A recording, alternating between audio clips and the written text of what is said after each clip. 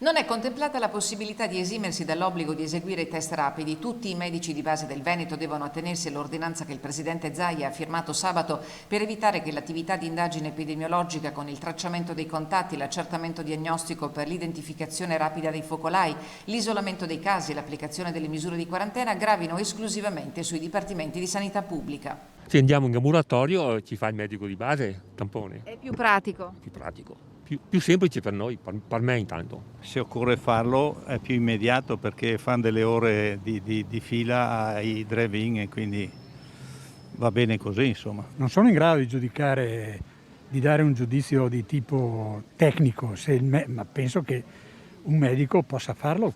Secondo me dovrebbe essere esteso anche a farmacie e a tutti gli enti che possono velocizzare questo controllo sicuramente. L'ordinanza regionale ha recepito l'accordo nazionale fra il Ministero della Salute e i medici di base approvato dalla Conferenza Stato-Regioni.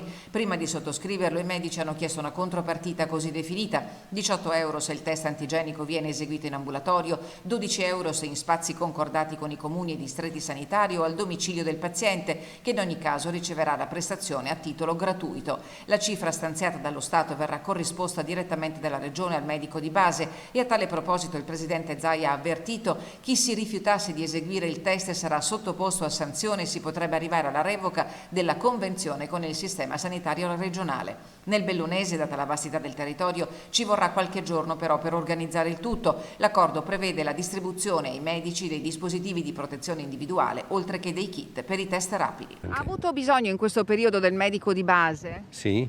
È stato disponibile? Sì, certo. Ha sempre trovato disponibilità? Sì, è brava, insomma, per quello sì. È presa un po' con le bombe anche lei, perché con i vaccini e tutte quelle cose là, però insomma sì. Purtroppo adesso gira così, appuntamenti per tutto.